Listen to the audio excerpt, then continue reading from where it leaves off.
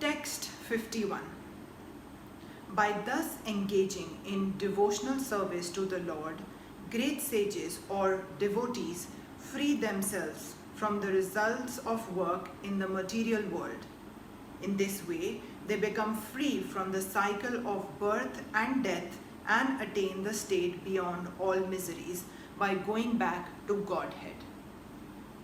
The liberated living entities belong to that place where there are no material miseries.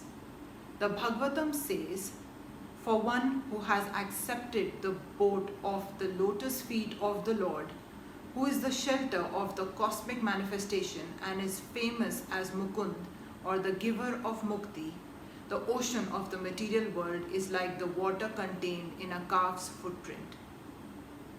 Param Padam, or the place where there are no material miseries, or Vaikuntha, is his goal, not the place where there is danger in every step of life.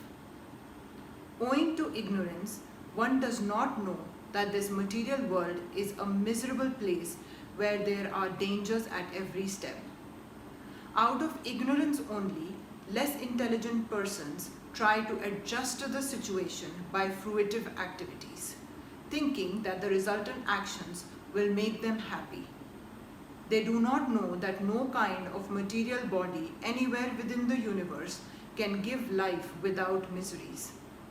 The miseries of life, namely birth, death, old age, and diseases, are present everywhere within the material world.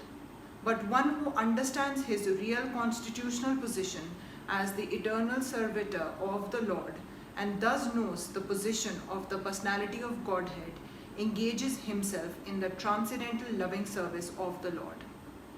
Consequently, he becomes qualified to enter into the Vaikuntha planets, where there is neither material, miserable life, nor the influence of time and death.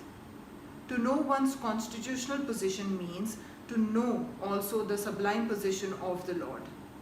One who wrongly thinks that the living entity's position and the Lord's position are on the same level is to be understood to be in darkness and therefore unable to engage himself in the devotional service of the Lord. He becomes a Lord himself and thus paves the way for the repetition of birth and death.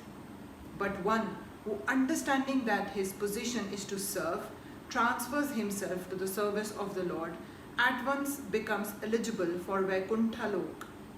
Service for the cause of the Lord is called Karma Yoga or Buddhi Yoga, or in plain words, devotional service to the Lord.